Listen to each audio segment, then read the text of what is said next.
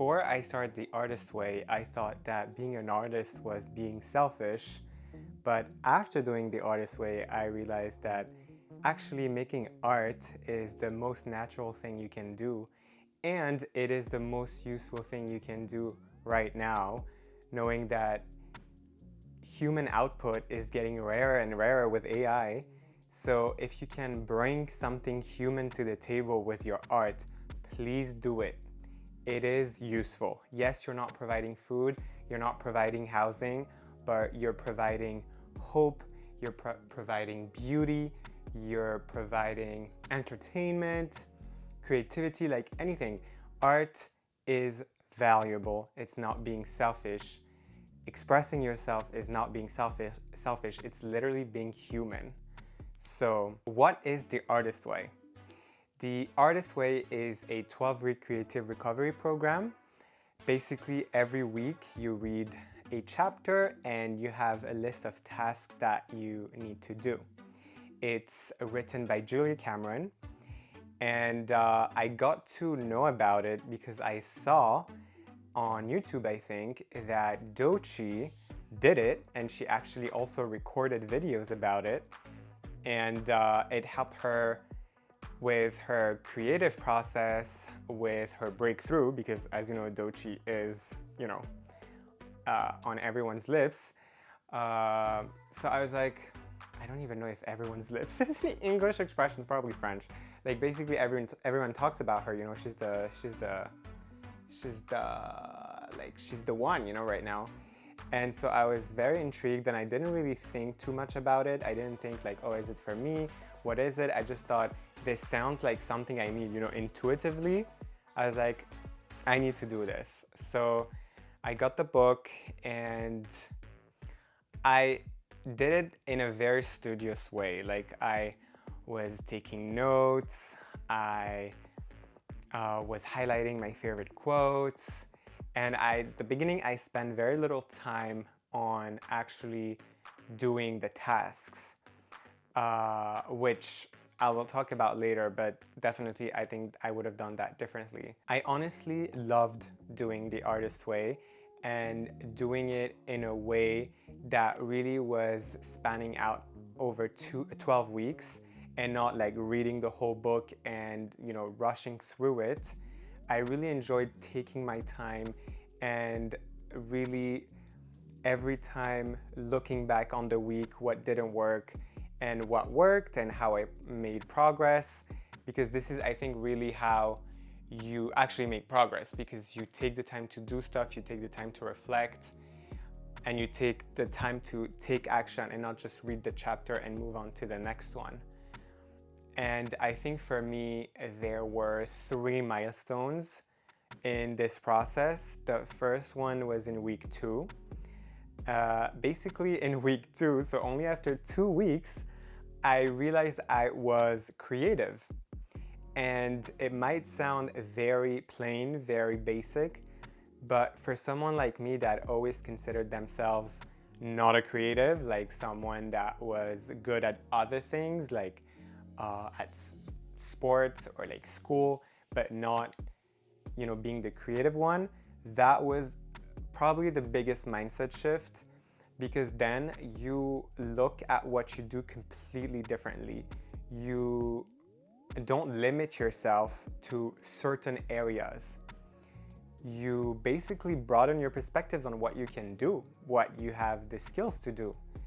And yeah, as a result, I really feel like anything is possible, that I can do anything. And I think it's pretty obvious, like this is a big mindset shift. The second milestone for me happened in week 6, where I basically got really tired of all my bad habits, because I realized that not only were they bad for my health, for example, they also were coping mechanisms that kept me blocked, that kept me stuck. And when you realize that you are creative and that you want to do creative stuff, these bad habits get in the way. They make you lose time, waste time. They make you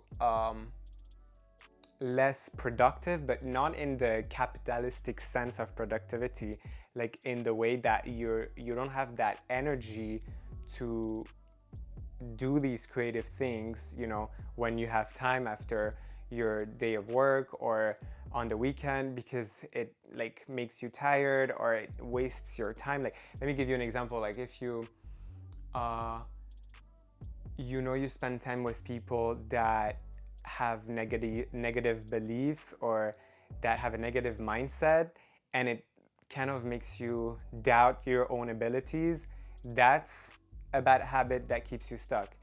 If you get your dopamine from scrolling on social media or from eating too much because you're bored, or it's like cheap dopamine, if you engage in these behaviors, you will not engage in the healthy behaviors, which are to be like, okay, what can I do with my time that will actually make me feel good, that will make me feel like I've done something productive, like I've expressed myself, like I've created something I will be happy to have created later, like stuff like that. And you see yourself engage in these behaviors, and you really have to stop and ask yourself why. Why do I do that? And sometimes it's not that deep, it's probably boredom.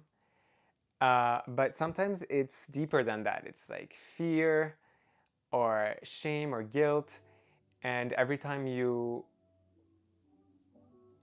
kind of change your behavior, when you have that realization, when you become aware of why you do it, it is every time a slow shift toward a healthier and more positive mindset. And I would say that the last major milestone was during the last week, when I realized that actually doing this process and recording everything was actually kind of also procrastination, because all of my kind of all of the time I allocated to doing creative stuff, I did this, like read the chapters, did the tasks, recorded my impressions, uploaded my videos on YouTube. This became kind of the easy creative stuff I could do, and I wasn't doing other creative stuff like dancing, writing, painting. So it kind of became, again, something I would do to avoid doing something else, because it became easy, and I kind of avoided taking more risks in my creative endeavors, like with like maybe more like dancing, like free dancing, or write, or like, I don't know, anything. And most of the time you will know when you do something to avoid doing something else. And I suggest that you ask yourself, why do I do that? Why do I engage in that behavior instead of doing what I know I should be doing, or what I know I would want to be doing instead? And most of the time, it's always the same. Not most of the time, always, it's the same thing. It's fear, shame, or guilt. And you have to be very gentle with yourself at the beginning, and really, kind of reparent yourself, reparent that inner child, that inner artist that you have been reconnecting to doing the artist way. I think this is really what, the purpose of this program is, to reconnect to your inner artist. But in the beginning, you really need to be the very, very patient and caring and gentle parent, and listen, and be like, okay, why did you decide to go on the lower road instead of the higher road? Why do you decide to engage in a bad behavior instead of a good behavior? Like, what are you getting out of it? And really, really being your own parent, therapist, whatever you want to call it. But I think this is really what the artist way is about. It's doing the background work so that then you can move on to this next chapter where you are able to tap into your creativity much easier, much more easily. And I think this is one of the main results, one of the main things that happened to me, is that I am more gentle with myself and more gentle with others, because I have seen how I engage in bad behaviors just to stay stuck, just because I'm scared, just, out of like as a coping mechanism. So I also see it in others. And since I'm more gentle with myself, I'm also more gentle with others and more understanding. And I'm trying to help them see what I now see. And I've got very concrete results where I've helped friends overcome something difficult, something where they were stuck and they couldn't see why they stayed stuck. So it really was kind of self-therapy doing this process. One of the things I realized that also happened while doing this process is that it really has opened up my horizons. I really have this feeling that I can do anything, and I realized that some of the art forms or some activities, some things that you are the most scared of trying is actually where the biggest growth will happen.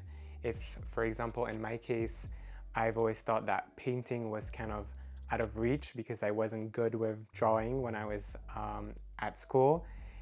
Actually, when I started painting and exploring that art form a little more, I realized actually that what makes art interesting is the process, and that it teaches you to learn from scratch, to be humble. Like, it teaches you so many things, but you have to do something where you are out of your comfort zone, where you're not good, to realize this. So if you feel any resistance regarding something, whether it's art or not, it's actually where growth is most likely to happen, because this is where you're most out of your comfort zone. Now, I would do a few things differently if I had to redo this whole process. And the first thing is that I would probably ask a friend to do it with me, because sometimes, especially if you do it over 12 weeks, it's hard to keep being motivated to do all the tasks, because sometimes it feels very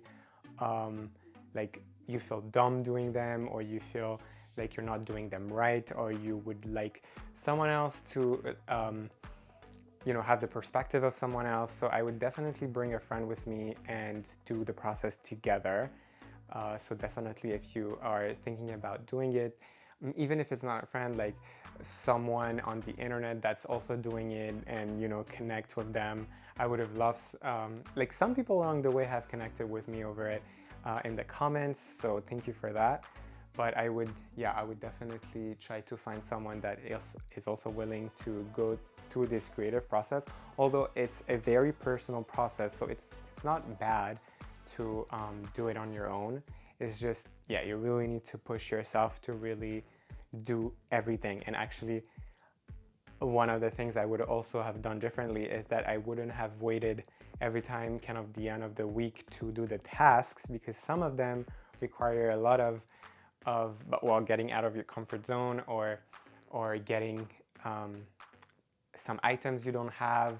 And if you're already like in a place where you've been in the comfort zone for too long, or like you're scared to try new things, you really need to have that momentum. And if you wait the end of the week and you already have to prepare for next week, read the chapter and all of that, then some of the tasks you will not do. And I think the tasks are the most important thing to do. So definitely try to spread them over the week. These are the two things I would mostly do differently if I had to redo it. Now, this is like kind of a chapter that's coming to an end. I'm done with the Artist's Way, and I'm actually starting a dance program end of August. So I want this next chapter to be me sharing how I prepare for that next chapter. So there's a chapter in between where I really want to take action, because as I said, the Artist's Way was really like background work to become more aware of your blocks and where you're stuck. And so now I'm really in the process of getting unstuck and setting everything in motion and preparing for that next huge chapter. For me, this is really a huge chapter. So if you are someone that's trying to add more creativity into their life, and especially if you're someone interested in creative movement like dance, you're a yoga or Pilates teacher, you're in music, like kind of in these environments, let's say, I think what I'm going to be posting about is very interesting. You're going to find a lot of interesting stuff. I'm going to talk a lot about dance, Pilates, nutrition, anatomy. Like, I really want to get ready. Like, I basically want to get there at the end of August and really be as prepared as I can, even though this is something I've also realized that you can prepare as much as you want. What matters is that you take action and that you actually overcome your fear and actually do the thing. So actually this has become one of my questions, weekly questions. Every Saturday I ask myself, have I done the one thing I knew I needed to do? And that one thing was defined on Monday. If you want to see my process with the Artist Way, I will link my first vlog. There's 12 videos, but I will link the first one so you can start from the beginning. So these were my impressions of the Artist Way. I truly recommend this book. It will really transform the way you think about yourself, the way you think about creativity. It's gonna be a book that you remember for a long time. Now moving on, I really want to take action. As I said, the Artist Way is really background work, so you can shift your mindset and actually tap into your creativity, reconnect to your inner artist. But then you need to, like, especially if you've been stuck for a long time, you will want to take action a lot more. And this is really what I feel right now. And so I want every new video now to be about a new focus, a new subject. So if you've liked this video, leave it a thumbs up, drop a comment below, and subscribe to not miss the next one. Thank you for watching this far. See you in the next video. And for now, goodbye.